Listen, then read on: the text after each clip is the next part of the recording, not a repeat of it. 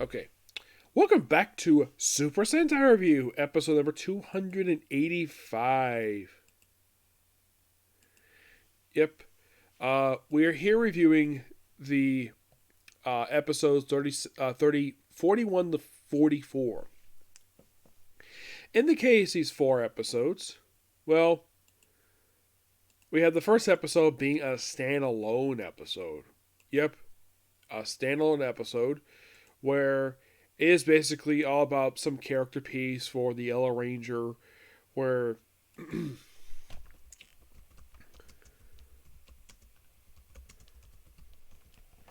about being courage and stuff like that.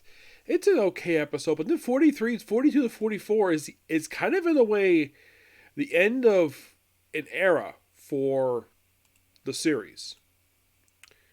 Well, we have it where the main villain of the series, Dodoria, that I think his name is, the guy who's massive out Sentai counterpart, he proceeds to spit out an egg and create a clone himself. And yes, this monster pop up in My Power Rangers Season 3.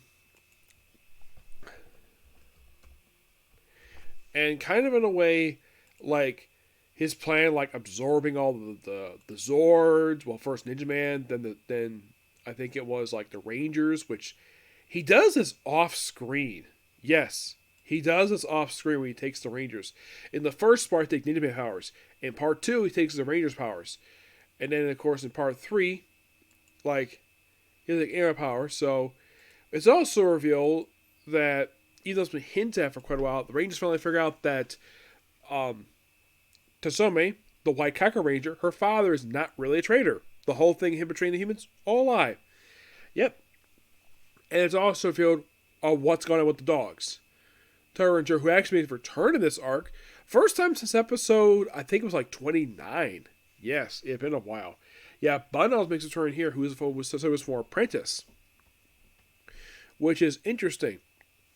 And in terms of these two dogs, now there was two adopted brothers who supposedly got, well, basically, well, they're raised as well, Tsurumi's brothers. Yeah, it turns out that the boss here turned them dogs in exchange for sparing their lives. Term dogs. Okay. So, and once again, we have an instance of, Sasuke being hunted by the ninjas. This is probably like the second, third time this has happened over the course of this whole series since they first showed up. Like, he's hunted by them. So, before his father supposedly dies, he can sort of vaporize. So, at the end of the 3 part, he's really be alive. He sends this thing in the shape of the Falcon Sword, basically the Sentai kind of Falcon Sword, off to the sentient cat, the cat food truck. So it's thanks to this thing he finds out. Oh, I know the weakness now. He basically it's basically finds the weakness of the monster of this 3-parter, where basically hit this one place on the main villain's body, you can destroy the monster. And he also finds out where the Yokai Mansion is.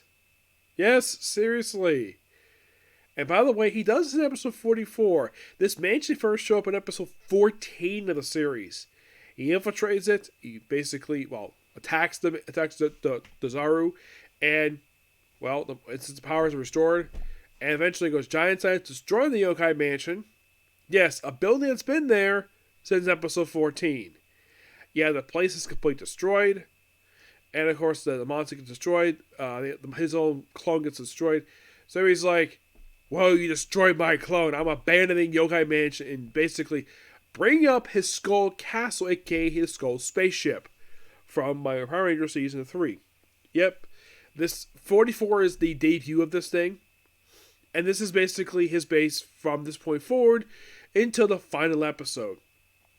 Yeah, this one's not as long as the Yokai Mansion. It's something, though, the Yokai Mansion, he was control of it for pretty much for 13 episodes. Yeah, he took control in episode 31, which was his full debut, as we got out of the portal, and it's destroyed in episode 44. I'm like, really?